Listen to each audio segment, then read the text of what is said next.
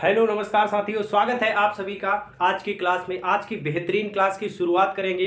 पहले वीडियो को सभी लोग शेयर कर दें अपने सभी दोस्तों के साथ, और चैनल पर अगर नए हैं तो चैनल को सब्सक्राइब करना ना भूलें। आज है 10 फरवरी 2023। 10 फरवरी के महत्वपूर्ण प्रश्नों को लेकर आए हैं, तो वीडियो को जल्दी से जल्दी आप सभी लोग शेयर कर दें। करंट अफेयर्स की बेहतरीन क्लास की शुरुआत करते हैं, जिसमें पहला प्रश्न है डिजिटल पेमेंट उत्सव। डिजिटल पेमेंट उत्सव की शुरुआत की गई है। देखिएगा, ये पेमेंट उत्सव है, उत्सव मनाया जाएगा। भारत के विभिन्न शहरों में इसका आयोजन किया जाएगा, डिजिटल पेमेंट उत्सव। अब ये किसके द्वारा? माइटी मिनिस्ट्री के द्वारा। किसके द्वारा? माइटी मिनिस्ट्री के द्वारा इसका उद्घाटन किया गया। अब माइटी मिनिस्ट्री के मंत्री कौन है? देखिए, सूचना एवं प्रौद्योगिकी मंत्रालय। कौन? सूचना एवं प्रौद्योगिकी मंत्री। तो इलेक्ट्रॉनिक नाम लिख लीजिएगा। नाम क्या है? अश्विनी वैष्णव। किसने उद्घाटन किया? अश्विनी वैष्णव। तो अश्विनी वैष्णव जी ने इसका उद्घाटन किया। ये कौन है? तो ये तो पहली बात तो रेल मंत्री है। कौन? रेल मंत्री। और इसके साथ ही साथ इलेक्ट्रॉनिक सूचना एवं किसके मंत्री हैं? इलेक्ट्रॉनिक सूचना एवं प्रौद्योगिकी मंत्री। इलेक्ट्रॉनिक सूचना व प्रौद्योगिकी मंत्रालय। Mighty ministry. देखिएगा, इसके द्वारा इसका उद्घाटन किया गया। भारत के विभिन्न शहरों में इसकी शुरुआत हुई। अब देखिएगा, डिजिटल पेमेंट उत्सव है। उत्सव का मतलब होता है कुछ दिन के लिए आयोजन किया जाएगा। तो उत्सव, इसका आयोजन कब किया गया? 9 फरवरी से शुरुआत हुई इसकी, और चलेगा कब तक? 9 फरवरी मतलब कल से इसकी शुरुआत हो गई थी, और चलेगा कब तक? तो ये 9 फरवरी से और 9 अक्टूबर तक। 9 फरवरी से 9 अक्टूबर तक चलने वाला है। कब तक? 9 फरवरी से और 9 अक्टूबर तक चलेगा। डिजिटल पेमेंट उत्सव मनाया जाएगा।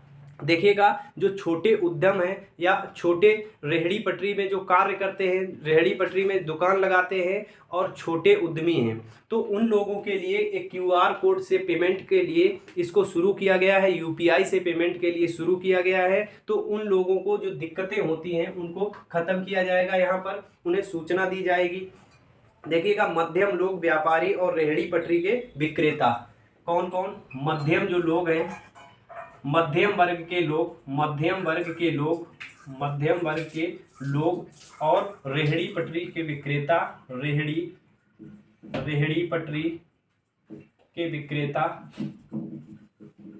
रेहड़ी पटरी पर जो अपनी दुकान लगाते हैं वे विक्रेता। और इसके बाद छोटे जो व्यापारी हैं। कौन? छोटे व्यापारी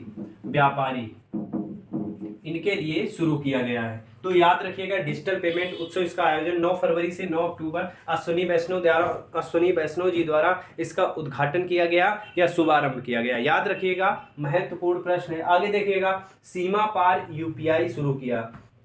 सीमा पार यूपीआई किसके द्वारा शुरू किया गया? भारत का पेमेंट ऐप फोन पे। कौन सा? फोन पे द्वारा भारत के पार, मतलब भारत देश में तो चल ही रहा है पेमेंट ऐप, इसके बाद बाहर शुरू किया गया। कहां पर? भारत के बाहर भी इसको शुरू किया गया।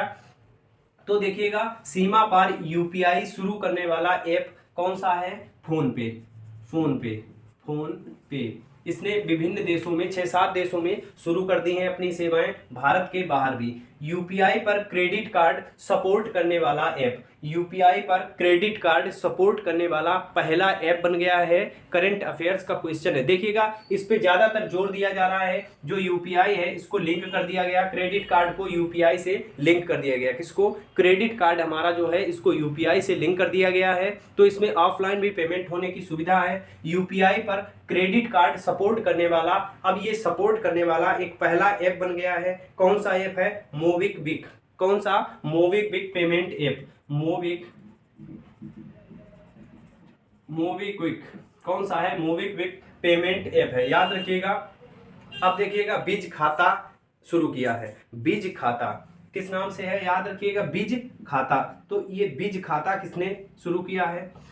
किसके द्वारा शुरू किया गया? देखिएगा, एयरटेल पेमेंट बैंक का जो हम खाता खुलाते हैं उसमें लिमिटेड होता है। कितना लिमिटेड होता है कि हम इतना ट्रांजैक्शन कर सकते हैं एक माह में, या डेली की ट्रांजैक्शन कितनी हो सकती है अधिकतम। तो इसलिए एयरटेल पेमेंट बैंक, मतलब एयरटेल ने शुरू किया। किसने? एयरटेल के द्वारा ये खाता शुरू किया गया। एयरटेल के द्वारा खाता शुरू किया गया जिसका नाम है बिज खाता। नाम क्या है? बिज खाता। तो ये बिज आगे जो लगा है बिजनेस से संबंधित है। किससे? बिजनेस से संबंधित है। तो बिजनेस में ऑनलाइन ट्रांजैक्शन जो होती है अनलिमिटेड होती हैं, मतलब एक दिन में पता नहीं 10 करने को पड़ जाए, 25 करने को पड़ जाए, 1000 करने को पड़ जाए। तो ये बिजनेस के रूप में खाता खोला जाएगा। जो व्यापारी है उनके लिए ये खाता खोला जाएगा। आगे देखिएगा, सबसे तेज पेमेंट ऐप। हमने एक क्वेश्चन करवाया था, भारत का सबसे तेज पेमेंट ऐप। इसका कमेंट बॉक्स में आप सभी को उत्तर देना है। कमेंट बॉक्स में भारत का सबसे तेज पेमेंट ऐप जो बन गया है उसका नाम आपको कमेंट बॉक्स में देना है। जल्दी जल्दी कमेंट करिए सभी लोग। आगे देखिएगा, दूसरा प्रश्न, क्यूआर कोड आधारित कॉइन वेंडिंग मशीन। देखिएगा, कॉइन वेंडिंग मशीन। अब वेंडिंग मशीन क्या होता है? तो एक मशीन बनाई जाएगी जिस तरीके का हमारा एटीएम होता है। तो एटीएम, अब उसमें क्या होगा? उसमें कॉइन निकलेंगे। क्या निकलेंगे? कॉइन, मतलब सिक्के निकलेंगे। क्या निकलेंगे? सिक्के। तो सिक्के पाने के लिए हमें उसमें क्या करना होगा? जिस तरीके से एटीएम से रुपया निकालते हैं उसी तरीके से वो कॉइन भी निकलेंगे। अब अगर आपको चाहिए कॉइन तो सिक्का चाहिए, उसमें पैसे डाल के भी सिक्का निकाल सकते हैं। अब देखिए किस तरीके से शुरू किया जाएगा? क्यूआर कोड आधारित। कैसे? क्यूआर कोड पर आधारित होगी। क्यूआर कोड स्कैन करके हम कॉइन निकाल सकेंगे। तो क्यूआर कोड आधारित कॉइन वेंडिंग मशीन। अब किसने घोषणा की है इसको शुरू करने की? तो किसके द्वारा घोषणा की गई है? आरबीआई द्वारा। किसके द्वारा? आरबीआई। आरबीआई द्वारा घोषणा की गई है कि कॉइन वेंडिंग मशीन। याद रखिएगा question, coin vending machine. Coin vending machine की घोषणा किसने की है कि कॉइन वेंडिंग मशीन खोली जाएगी, विभिन्न जगहों पर खोली जाएगी भारत में। तो क्यूआर कोड आधारित होगी। आरबीआई ने घोषणा की। घोषणा किसके द्वारा की गई? आरबीआई द्वारा। देखिएगा, क्यूआर कोड आधारित coin vending machine, QCVM। QCVM, ये याद रखिएगा। क्वाइन आधारित है। कैसी? क्वाइन आधारित वेंडिंग मशीन है, ये याद रखिएगा। QCVM, क्योंकि ऐसे भी पूछा जा सकता है कि QCVM किसके द्वारा शुरू हुई? तो किसके द्वारा? आरबीआई द्वारा शुरू की जाएगी। अब आरबीआई की अगर बात करें तो आरबीआई के गवर्नर, अब देखिएगा आरबीआई द्वारा घोषणा की गई। आरबीआई के गवर्नर कौन है? गवर्नर, आरबीआई के वर्तमान गवर्नर शक्तिकांत दास। शक्तिकांत दास, याद रखिएगा, शक्तिकांत दास वर्तमान में आरबीआई के गवर्नर हैं। आरबीआई की स्थापना की अगर बात करेंगे तो स्थापना इसकी कब हुई थी? आरबीआई की स्थापना 1934 के अधिनियम से 1935 में हुई थी। कब? 1934। अधिनियम कौन सा था? 1934 का। और स्थापना कब हुई थी? स्थापना कब हुई? स्थापना 1 अप्रैल 1935। 1 अप्रैल 1935 को स्थापना हुई थी। ये याद रखिएगा आरबीआई के बारे में। शक्तिकांत दास इसके गवर्नर हैं। और एक्ट कौन सा? 1934। स्थापना कब हुई थी? स्थापना कब हुई थी? 1935। और ये जो पायलट प्रोजेक्ट के रूप में कॉइन वेंडिंग मशीन को पायलट प्रोजेक्ट के रूप में शुरू किया जाएगा 12 शहरों में। देश के 12 शहरों में शुरू किया जाएगा। देश के 12 शहरों से शुरू किया जाएगा। शुरू होगी। देश के 12 शहरों से इसे शुरू किया जाएगा। तो क्यूआर कोड आधारित कॉइन वेंडिंग मशीन किसके द्वारा शुरू होगी? देश के 12 शहरों में आरबीआई द्वारा शुरू की जाएगी। शक्तिकांत दास आरबीआई के गवर्नर ने घोषणा की। आगे देखिएगा, रियल टाइम गोल्ड एटीएम। इसी तरीके का एक गोल्ड एटीएम शुरू किया गया था। गोल्ड एटीएम, तो उसमें गोल्ड मतलब सोने के सिक्के निकलते थे। क्या निकलते थे? सोने के सिक्के निकलते थे। 8 प्रकार के इसमें सिक्के निकलते थे। ये क्रेडिट कार्ड और डेबिट कार्ड दोनों ही एक्सेप्ट करता था। क्रेडिट कार्ड और डेबिट कार्ड दोनों एक्सेप्टेड एटीएम है। अब इसको कहां पर इसकी घोषणा हुई थी और कहां पर खोला गया था? देखिएगा, बेगमपेट। कहां पर? बेगमपेट नामक स्थान पर इसको एटीएम पहला लगाया गया। और बेगमपेट है कहां पर? आंध्र प्रदेश के हैदराबाद में। कहां पर? बेगमपेट कहां पर है? बेगमपेट में। कहां पर शुरू किया गया था? बेगमपेट, आंध्र प्रदेश, हैदराबाद। आंध्र प्रदेश। बेगमपेट कहां पर है? आंध्र प्रदेश, हैदराबाद। तो देखिएगा, बेगमपेट में real time gold ATM Bharat का पहला क्या विश्व का भी पहला है real time gold ATM. Real time का मतलब होता है कि तुरंत, जैसे ही तुमने क्रेडिट कार्ड से पैसे काटे कि 10 लाख हमने पैसे काट दिए, तुरंत सिक्के निकल आएंगे। इस तरीके से शुरू किया गया आंध्र प्रदेश में। आगे देखिएगा ADT best award. ADT best award ये किसको दिया गया? एनटीपीसी को। तो बेस्ट कंपनी देखिएगा, विद्युत की भारत की सबसे बड़ी कंपनी है। विद्युत की भारत की सबसे बड़ी कंपनी कौन सी है? एनटीपीसी, याद रखिएगा एनटीपीसी, एनटीपीसी। आगे इसी को अवार्ड मिला है एडीटी, कौन सा? एडीटी अवार्ड 2023 का। आगे देखिएगा जनधन योजना। जनधन योजना ये भी इस पर आधारित है, तो याद रखिएगा जनधन योजना ये भी बैंक से आधारित है। तो कब शुरू की गई थी? ये भी क्वेश्चन आ जाता है कभी कभी कि जनधन योजना कब शुरू हुई थी? तो 2014 में शुरू हुई थी। कब शुरू हुई थी? 2014। अब 14 से याद रखिएगा, 14 याद रखिएगा, 14 दूनी 28। कब शुरू हुई थी? तो 2014 में शुरू हुई थी और 28 अगस्त याद रखिएगा, 28 अगस्त, 28 अगस्त 2014। देखिएगा 28 अगस्त 2014 को जनधन योजना शुरू की गई थी। विश्व की सबसे बड़ी ये योजना है, काहे की? जनधन योजना, जनधन योजना। अब इसको 28 अगस्त 2014 को शुरू किया गया था। 28 अगस्त से याद रखिएगा 29 अगस्त को कौन सा दिवस मनाया जाता है? 29 अगस्त को खेल दिवस के रूप में, 29 अगस्त को खेल दिवस, 29 अगस्त को खेल दिवस के रूप में मनाया जाता है। कब? 29 अगस्त को। देखिएगा अब ये खेल दिवस किसके रूप में, किसके कारण मनाया जाता है? तो ये जयंती थी मेजर ध्यानचंद की। किसकी? मेजर ध्यानचंद की जयंती के कारण 29 अगस्त को खेल दिवस मनाया जाता है। आगे देखिएगा 14 बैंकों का राष्ट्रीयकरण। अब 14 बैंकों का राष्ट्रीयकरण कब हुआ था? तो ये याद रखिएगा 1969 में। कब? 1969 में इंदिरा गांधी द्वारा इसका राष्ट्रीयकरण किया गया था। कितनी बैंकों का? 14 बैंकों का 1969 में। कब? 1969 में। किसके द्वारा? इंदिरा गांधी थी। प्रधानमंत्री कौन थी? इंदिरा गांधी, इंदिरा गांधी। ये याद रखिएगा क्वेश्चन। 14 बैंकों का राष्ट्रीयकरण कब हुआ था? तो 14 बैंकों का राष्ट्रीयकरण 1969 में। अगर डेट पूछी जाए तो 16 जुलाई। कब थी डेट? 16 जुलाई, 16 जुलाई 1969।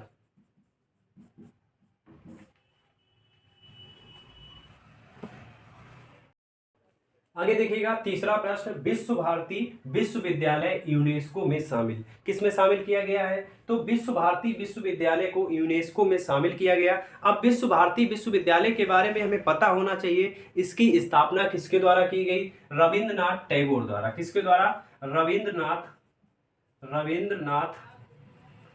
टैगोर जी द्वारा, रविंद्रनाथ टैगोर जी द्वारा। तो रविंद्रनाथ टैगोर के द्वारा इसकी स्थापना की गई थी। अब देखिएगा रविंद्रनाथ टैगोर के बारे में भी पता होना चाहिए। रविंद्रनाथ टैगोर का जन्म कहाँ हुआ था? कोलकाता। तो ये कहाँ के थे? कोलकाता के। याद रखिएगा कहाँ के थे? कोलकाता के। अब इन्होंने स्थापना कब की थी? 1911 में। कब स्थापना की थी? 1911 में, सॉरी 1921 में। कब स्थापना की थी? 1921। देखिएगा इन्हें साहित्य के लिए नोबेल पुरस्कार भी मिला था। साहित्य के लिए नोबेल पुरस्कार,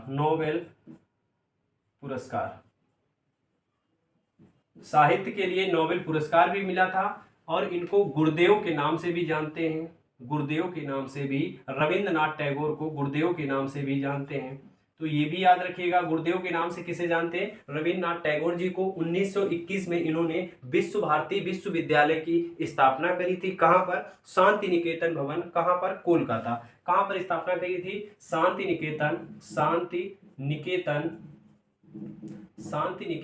कोलकाता।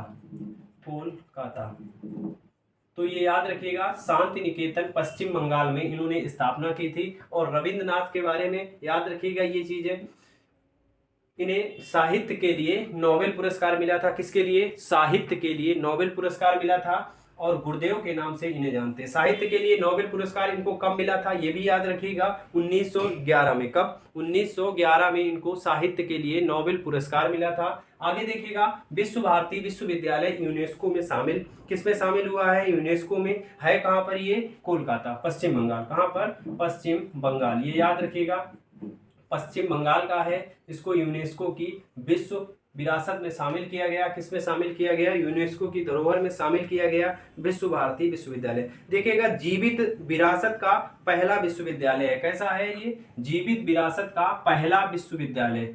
जीवित विरासत का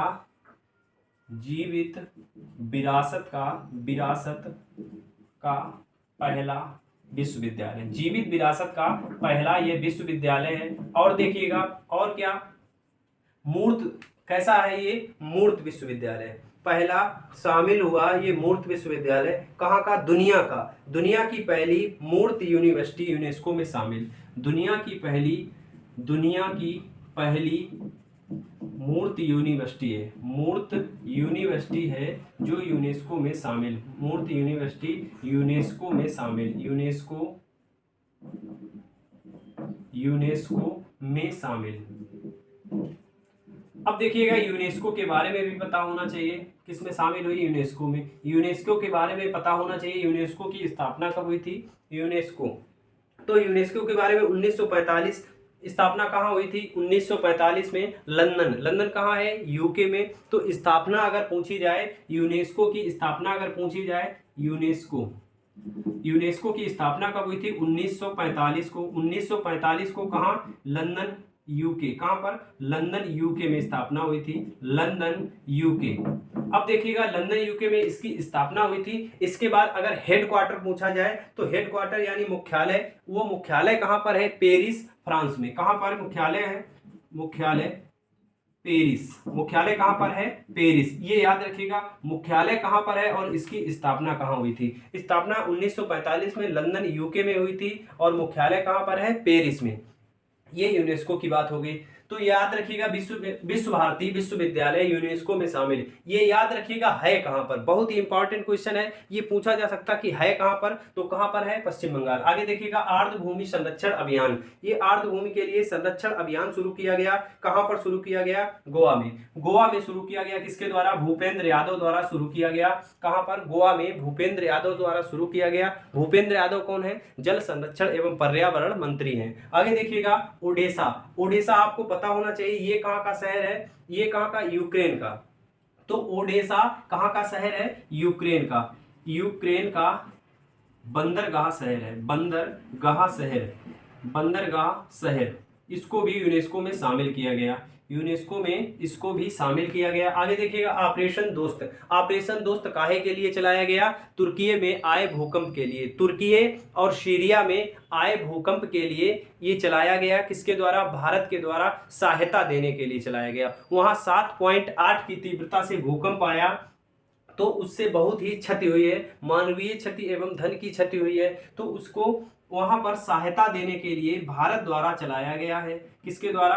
भारत द्वारा चलाया गया है। और सहायता किसको दी जाएगी? सहायता किसको दी जाएगी? यूक्रेन नहीं, सीरिया और तुर्की। सीरिया और तुर्की में जो भूकंप आया है वहां पर सहायता पहुंचाने के लिए इसको चलाया गया। आगे देखिएगा, बीकानेर हाउस में मूर्तिकला पार्क का उद्घाटन किया गया। किसका उद्घाटन किया गया? मूर्तिकला पार्क का। है कहां पर? तो बीकानेर तो राजस्थान में है। बीकानेर कहां पर है? राजस्थान। और मूर्तिकला पार्क का उद्घाटन कहां पर किया गया? नई दिल्ली में। नई दिल्ली। अगर बीकानेर हाउस की बात करें, ये कहां पर है? नई दिल्ली में। तो बीकानेर हाउस में मूर्तिकला पार्क का उद्घाटन किया गया। कहां पर किया गया? नई दिल्ली में। अब देखिएगा, उद्घाटन किसके द्वारा किया गया? उषा शर्मा द्वारा। किसके द्वारा? उषा शर्मा द्वारा इसका उद्घाटन किया गया। उषा शर्मा द्वारा। तो उषा शर्मा द्वारा इसका उद्घाटन किया गया। ये भी याद रखिएगा, इंपॉर्टेंट क्वेश्चन है। आगे देखिएगा, चौथा प्रश्न, निसार उपग्रह लॉन्च होगा। निसार उपग्रह कब लॉन्च होगा और किसके द्वारा लॉन्चिंग की जाएगी? तो ये याद रखिएगा, निसार उपग्रह। इस तरीके से जो कार्यक्रम चलाए जाते हैं या उपग्रह लॉन्च किए जाते हैं, जो इनके नाम होते हैं बहुत ही इंपॉर्टेंट होते हैं। जो मिशन होते हैं उनके भी नाम इंपॉर्टेंट होते हैं। जो जैसे लॉन्च किया गया, जैसे पनडुब्बी कोई लॉन्च की गई, उनके भी नाम याद रखिएगा। इस तरीके के जो लॉन्च होते हैं, मिशन होते हैं, उनको याद रखिएगा। ये आ जाते हैं परीक्षाओं में। तो निसार उपग्रह किसके द्वारा लॉन्च किया जाएगा? देखिएगा, सितंबर 2023 तक इसको लॉन्च करने की संभावना है। कब तक? सितंबर 2023। सितंबर 2023 तक इसकी लॉन्च करने की संभावना है। सितंबर 2023 निसार उपग्रह। अब देखिएगा ये किसके द्वारा बनाया गया है, तो भारत और अमेरिका के द्वारा, मतलब इसरो और नासा के द्वारा। इसरो और नासा के द्वारा। नासा याद रखिएगा, नासा कहाँ की अंतरिक्ष एजेंसी है, नासा कहाँ की अंतरिक्ष एजेंसी है, तो ये अमेरिका की है। कहाँ की, यूएसए की अंतरिक्ष एजेंसी है। और इसरो कहाँ की है, इसरो अपने भारत की अंतरिक्ष एजेंसी है। 15 अगस्त 1969 को इसकी स्थापना हुई थी। कब, 15 अगस्त 1969 को इसकी स्थापना हुई थी। और एस सोमनाथ इसके वर्तमान में अध्यक्ष है। यह कौन है, यस सोमनाथ इसके अध्यक्ष हैं वर्तमान में, ये भी याद रखिएगा। और इसका हेडक्वार्टर अगर पूछा जाए, मुख्यालय कहाँ पर है, मुख्यालय की अगर बात करेंगे बेंगलुरु में। कहाँ पर मुख्यालय है, बेंगलुरु, ये याद रखिएगा। आगे देखिएगा निसार उपग्रह। अब इसको याद कैसे करेंगे, निसार, NISAR। अब देखिएगा ये इसरो हो गया, क्या हो गया, इसरो, और एन से नासा, तो नासा और इसरो द्वारा, किसके द्वारा, नासा और इसरो द्वारा मिलके ये बनाया जा रहा है। देखिएगा ये समझौता 2014 में हुआ था। कब, 2014 में समझौता हुआ था। 2800 किलोग्राम का समझौता कब हुआ था इसके लिए, भारत, समझौता यहाँ पर लिख लीजिएगा। इसका वजन कितना होगा, वजन 2800 केजी वजन का ये बनाया गया। और इसका समझौता कब हुआ था, भारत और अमेरिका, मतलब इसरो और नासा का 2014 में समझौता। देखिएगा 2014 बहुत ही इंपॉर्टेंट है। 2014 में जनधन योजना शुरू हुई थी। 2014 में ही स्वच्छ भारत अभियान शुरू हुआ था। 2014 में और भी योजनाएं शुरू हुई थी, याद कर लीजिएगा, देख लीजिएगा उनको, क्योंकि क्वेश्चन पूछा जाता है। आदित्य L1 मिशन, आदित्य किसका पर्यायवाची है, सूर्य का। किसका, सूर्य का पर्यायवाची है। भारत द्वारा सूर्य पर भेजा जाने वाला ये पहला उपग्रह होगा। भारत द्वारा सूर्य पर भेजा जाने वाला पहला उपग्रह होगा। अब देखिएगा ये कब भेजा जाएगा, जून जुलाई। कब भेजा जाएगा, जून या जुलाई में, जून या जुलाई में। भारत का सूर्य पर भेजा जाने वाला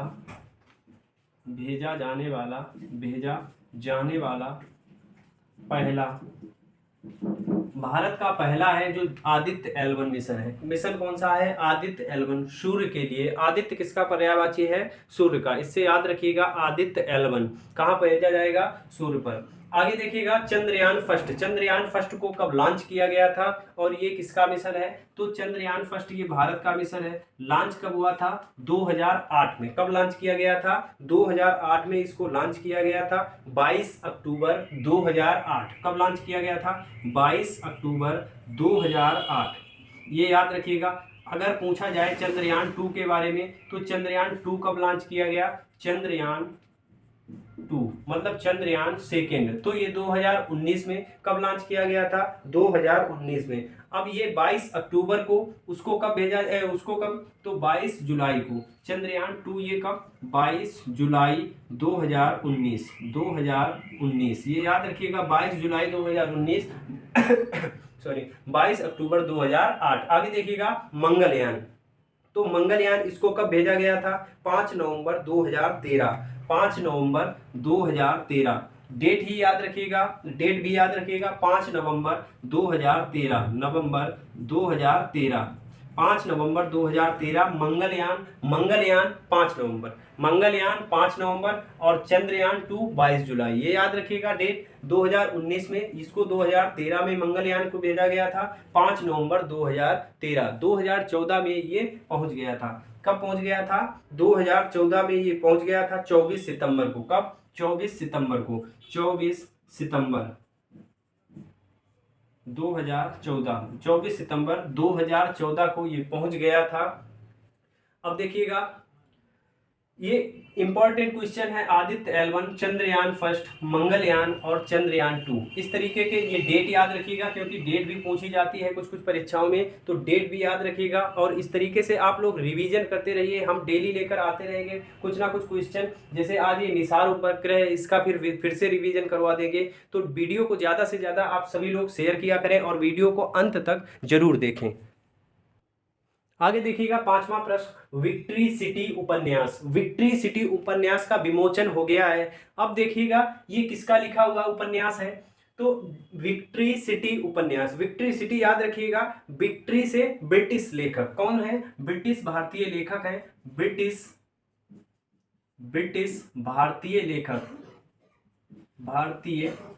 लेखक। अब विक्ट्री सिटी और ब्रिटिश भारतीय लेखक, ये तो नहीं पूछा जाएगा, नाम पूछा जाएगा। तो नाम क्या है, तो ब्रिटिश भारतीय लेखक है सलमान रुश्दी। नाम क्या है, सलमान रुश्दी। याद रखिएगा सलमान रुश्दी द्वारा ये लिखा गया है। अब देखिएगा इसको पहले दूसरी भाषा में लिखा गया था, संस्कृत में। किसमें, संस्कृत में लिखा गया था। इसी का रूपांतरण किया गया है, जिसका विमोचन किया गया विक्ट्री सिटी उपन्यास के नाम से। किसके नाम से, विक्ट्री सिटी नोवेल के नाम से। किसके द्वारा लिखित है, सलमान रुश्दी द्वारा। अब सलमान रुश्दी कौन है, तो ये ब्रिटिश भारतीय लेखक है। कौन है, ब्रिटिश भारतीय लेखक। एक इनका पहले भी उपन्यास आ चुका है, द गोल्डन हाउस। इनका एक 2017 में उपन्यास आया था, द गोल्डन हाउस। द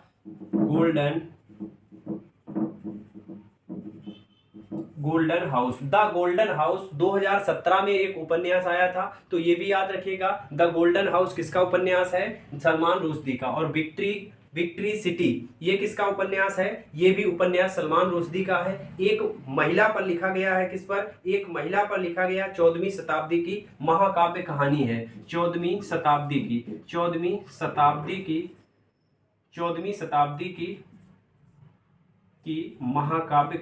महाकाव्य। और क्या है ये, कहानी है। किस पर आधारित है, एक महिला पर आधारित है। किस पर आधारित है, एक महिला पर आधारित ये कहानी है। याद रखिएगा विक्ट्री सिटी, आपको नाम याद रखना है, विक्ट्री सिटी, सलमान रुश्दी। और सलमान रुश्दी ब्रिटिश लेखक। अब ब्रिटिश भारतीय लेखक 2017 में द गोल्डन हाउस भी इनकी आई थी, द गोल्डन हाउस। आगे देखिएगा किंग चार्ल्स वाली टिकट। किंग चार्ल्स के फोटो छपी नाम की टिकट किसकी, किंग चार्ल्स की। तो ये राजा थे कहाँ के, अब किंग चार्ल्स ये कहाँ के राजा थे, तो ब्रिटेन के। कहाँ के, ब्रिटेन के राजा थे। तो इसी से याद रखिएगा यूके। कहाँ के, यूके के। तो यूके में ही इसको लॉन्च किया गया। कहाँ पर लॉन्च किया गया या कहाँ पर शुरुआत की गई, यूके में। यूके की अगर बात करते हैं, वहाँ के वर्तमान में प्रधानमंत्री कौन है, यूके के वर्तमान में प्रधानमंत्री पीएम, तो भारतीय मूल के ऋषि सुनक। भारतीय मूल के ऋषि सुनक कौन है, ऋषि सुनक। भारतीय मूल के, कहाँ के हैं, भारतीय मूल के ऋषि सुनक है पीएम। कहाँ के, यूके के। कहाँ के हैं, यूके के। आगे देखिएगा डॉक्टर पैगी मोहन। डॉक्टर पैगी मोहन को पुरस्कार मिला था मातृभूमि बुक ऑफ द ईयर। मातृभूमि book of the year 2023। Book of the year 2023। तो मातृभूमि book of the year 2023 doctor Peggy Mohan. Doctor Peggy Mohan important है, याद रखिएगा डॉक्टर पैगी मोहन।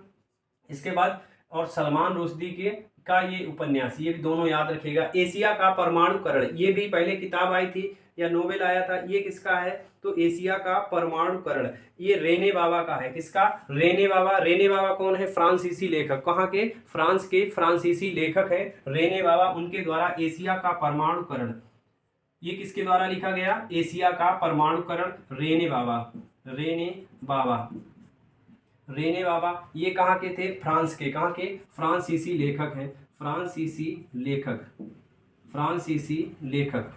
आगे देखिएगा अनजान साक्षी का अभी कुछ दिन पहले विमोचन किया गया, ये भी उपन्यास है। अब देखिएगा ये उपन्यास किसके द्वारा विमोचन किया गया और किसके द्वारा लिखित है, किसकी आत्मकथा है, प्रोफेसर अब्दुल गफ्फार की। किसकी आत्मकथा है, प्रोफेसर अब्दुल गफ्फार की, के अब्दुल गफ्फार की आत्मकथा है। विमोचन किसके द्वारा किया गया, महेंद्र सिंह धोनी द्वारा। तो धोनी द्वारा इसका विमोचन किया गया। और प्रोफेसर के अब्दुल गफ्फार प्रोफेसर के अब्दुल गफ्फार की आत्मकथा है, आत्मकथा। अगर विमोचन की बात की जाए, विमोचन किसके द्वारा किया गया, तो धोनी के द्वारा। किसके द्वारा? धोनी के द्वारा विमोचन किया गया। प्रोफेसर अब्दुल गफ्फार की आत्मकथा है अनजान साक्षी। याद रखिएगा, इंपॉर्टेंट क्वेश्चन है। प्रोफेसर के अब्दुल गफ्फार आ सकता है या प्रोफेसर अब्दुल गफ्फार आ सकता है, किसी तरीके भी नाम पूछा जा सकता है। अनजान साक्षी याद रखिएगा। अब देखिएगा, इसी तरीके के बेहतरीन प्रश्नों के साथ बने रहिएगा। वीडियो जो है डेली देखिएगा, और किसी दिन छूट जाए तो दूसरे दिन देख लीजिएगा। वीडियो को अंत तक जरूर देखिएगा, क्योंकि इसमें बहुत ही अच्छे प्रश्न को हम समाहित करते हैं। तो पूरी क्लास को अंत तक जरूर देखिएगा। वीडियो सभी अपने दोस्तों के साथ शेयर करिएगा। धन्यवाद। जय हिंद।